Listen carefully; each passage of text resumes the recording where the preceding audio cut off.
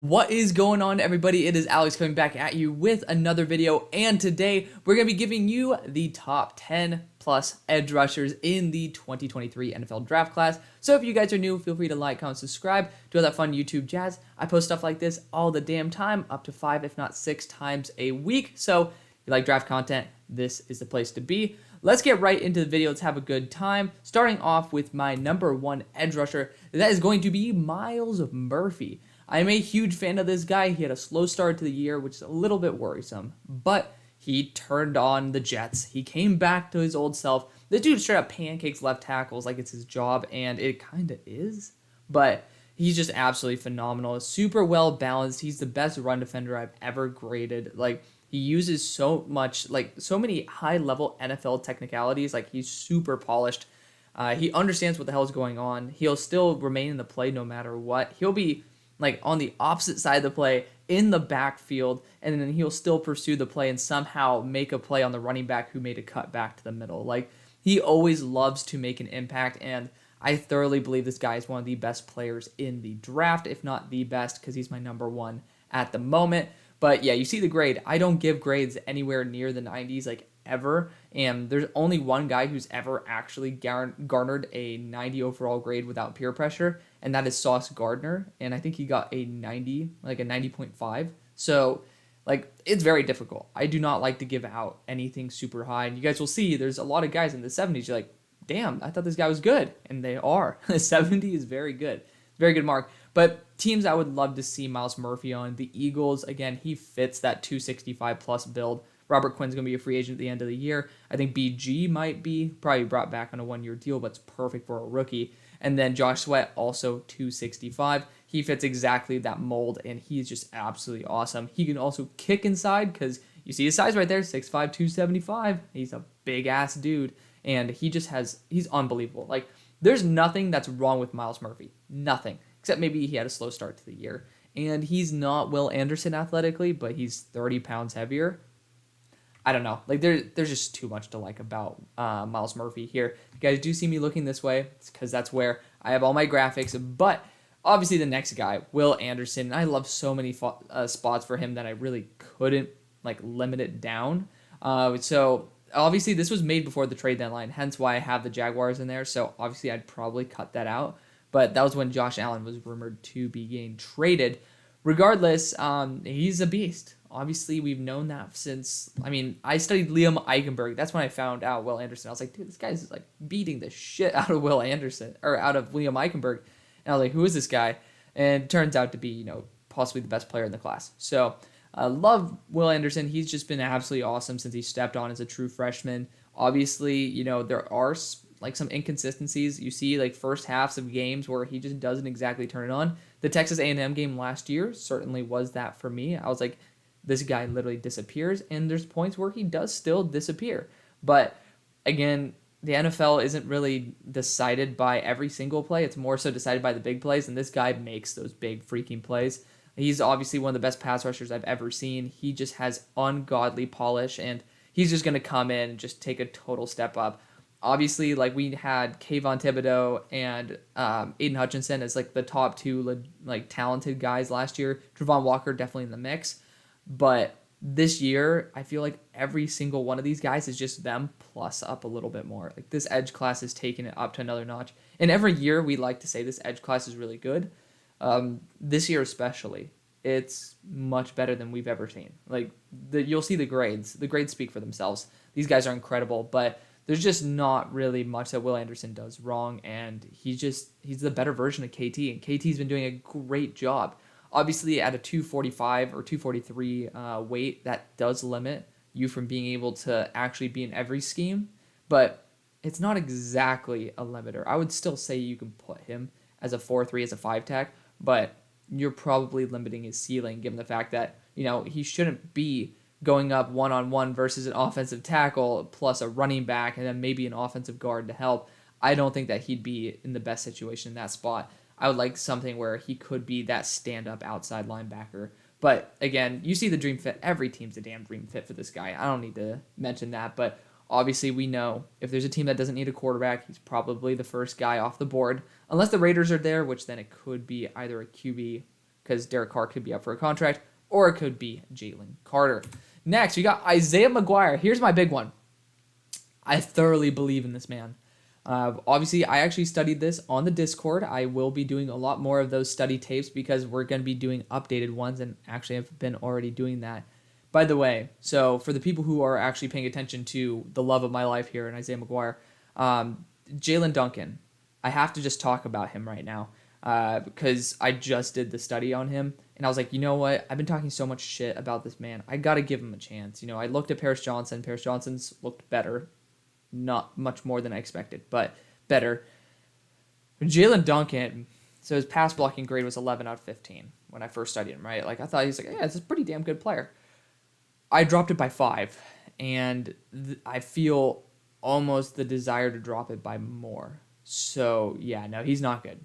Just wanted to say that. Just saying, I have an even stronger distaste for Jalen Duncan than I did before. Regardless, let's get back to Isaiah McGuire. Obviously, you look at his frame, 6'4" versus 6'5", 275, same exact profile as Myles Murphy. Great run defender, super well balanced. Obviously, where I'm basing this off of, like, heavily, is the Georgia game versus Broderick Jones. I wanted to see him go up against the best, and he absolutely kicked ass. I studied him again after, and nothing, in my opinion, changed. This man is God tier. There are some plays where he can disappear sometimes, but over the entire course of the game, this dude is applying pressure left, right, and center, and they're not being recorded. That's what shocked me. I'm looking at the pressures, and yeah, versus Vanderbilt, he had 7. It said versus Georgia, he had 1. I was like, this dude got in the backfield and pressured a lot more than once. I don't know who the hell did that, but I don't know. Whatever team is basing it off the analytics and is passing on this guy, they're losing out. Obviously, the Eagles, if you're looking at that late first or late second round pick, it's a great way to get a player that I think could be comparable to Myles Murphy at that point. I thoroughly believe this guy should be a top 10 player. He is top 10 on my big board. I'm a huge fan of him. Obviously, there's just so much that's good about him. Like, really, I can't complain. I really can't. Maybe he's just not as elite in certain areas as guys like Myles Murphy or Will Anderson, but I mean, he's just phenomenal. I could see him as a Seahawk. He fits the Lions scheme across from Aiden Hutchinson. So, really, I mean, he's phenomenal. I'm just a huge fanboy. Then we got Jared Verse. He's about 250 pounds. He has uncanny upside. Like, it's definitely there. You see it. It pops off. But he does have some injuries. He came from Albany, so he doesn't have a huge pedigree. But it also shows when you can transition to the ACC, that he still had that level of impact. So, not exactly a negative, so to speak, but, he definitely, like, given his injury, he looks a lot worse recently, and I think it's because he's playing through it rather than getting healthy and then showing what he did at the start of the year. Because if we're basing it off of that, he definitely should be in this 82, this, like, elite level range. Otherwise, like, I've had him on a watch down list, and I really want to see a later game in the year before I start trying to think of regrading him, because of the fact that I want him to not just be hindered by an injury, because he'll have time in the offseason, he'll come to the NFL, he'll have better trainers there. So this guy definitely has unbelievable potential. I'm a huge fan of what he can bring.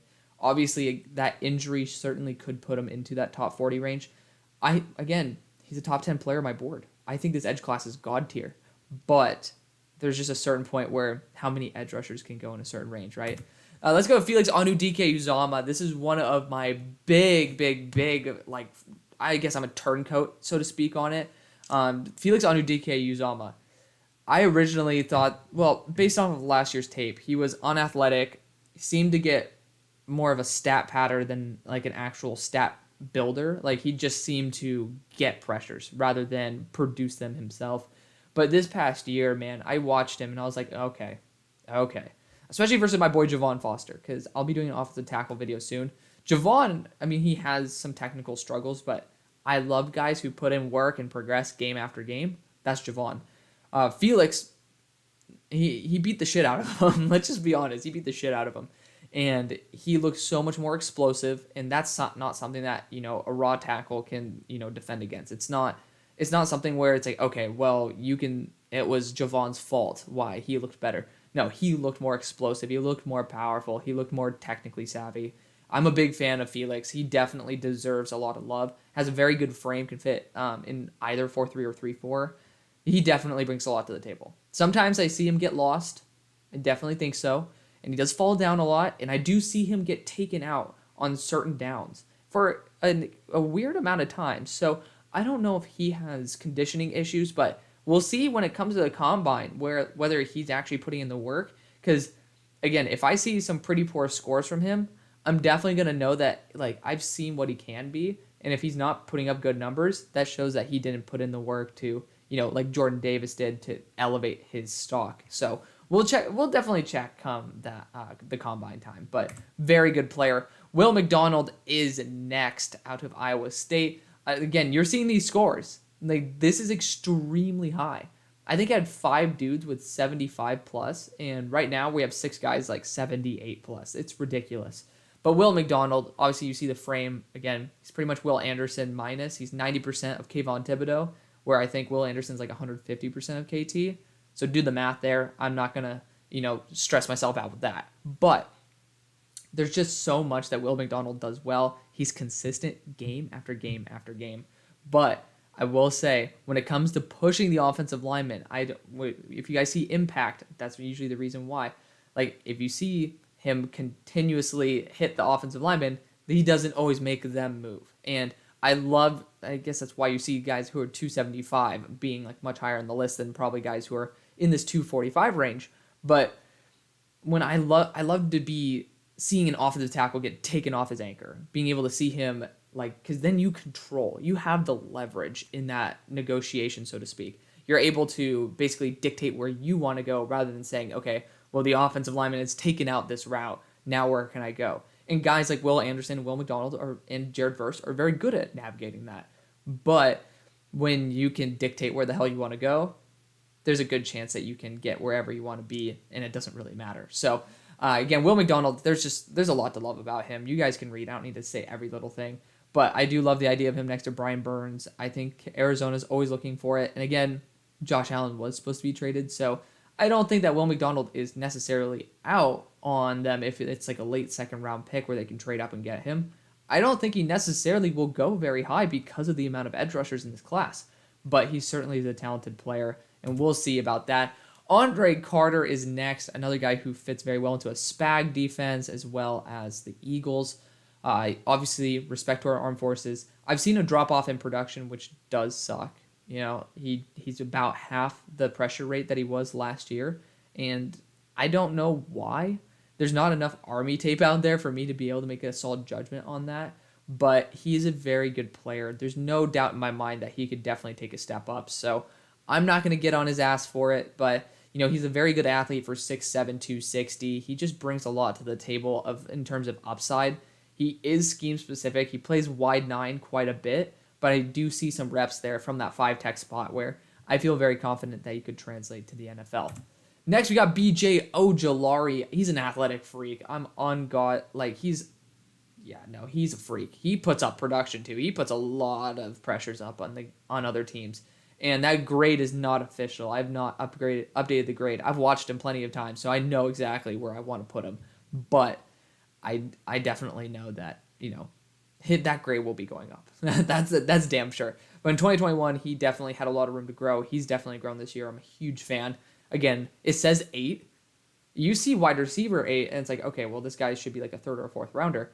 This guy should be a 1st, but he might be an early 2nd. Like, this class is ridiculous. Tyree Wilson, a man who I've also become a huge fan of. A lot of people are saying 1st round, and I understand 6'6", 275 can't be taught. But, I'm a huge fan of him. I am. I can't complain about this guy. I have him as a 2nd rounder. You see that grade. That is, like, top-tier grade. I'm a huge fan of this guy. And, you do see the flashes. You understand why people say this guy's a 1st-round pick. Again, I had him as a late 3rd, and now I moved him up to, like, an early 2nd. I totally understand it. It's just how many edge rushers and D linemen can go in the first 32 picks, right? There's just not enough. And it's really, it's a great thing for teams that are looking for an edge rusher. Like, I would never go to free agency, especially with this class. But, man, this class is going to be ridiculous. I would say he could improve again in the run defense. You guys can see that.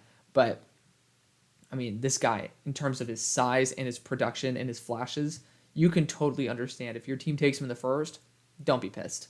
Just don't. He's shown it. He's earned it. And I've been a guy who's been rooting against him. He's taken a step up. I wanted to see that step up, and he definitely took it. So, big fan of that. Zion Tupelo of Fatui. So, he's had obviously you look at the frame. I love it. 6'4", 260. He definitely fits a lot of schemes. But I would say that he has a lot of room to grow. He has a lot of injury history. And he watched the Portland State game. I mean, he had like a 29 PFF grade that game. I don't know what the hell happened. I don't. And I watched that game. He was non-existent. So I don't know if we need to hit up Portland State's offensive tackle because there's been games where he's been able to kick ass. But I am genuinely concerned. And I know that a lot of teams are going to look at that injury history. They're going to look at the inconsistency. And they're going to say, I'm not taking him until maybe late day 2, early day 3. So I think that's a pretty good spot for him to go. Now we got, I believe, 2 honorable mentions, if I'm not mistaken. It might just be Derick Hall here. But Derick Hall, I mean, he fits the Bears so, like, he's my dream pick for those Chicago Bears. They're late second. Like, I don't know why. He just fits it so damn well. Obviously, would be that Robert Quinn role across from Travis Gibson. He definitely brings a lot to the table. He's super seasoned. You know exactly what you're getting with him. And maybe it's not the best thing in the world. Like, maybe he's not the best player in the world overall in terms of upside, but you just know he's going to be a solid impact player. He's going to be a top 32 edge rusher in the NFL. Just a guy who can just put in work. Maybe not top 32, given the fact I have 10 rookies above him. But you know he'll be starting on a team. You know it. And he definitely will just continue to put in work left, right, and center. I do love him a lot, and I'm very excited to say that he's number 11 on the list, and I'm saying he should be a consistent starter. Like, it's ridiculous. It really is. And we do have one more. Byron Young. I'm a huge fan of this guy.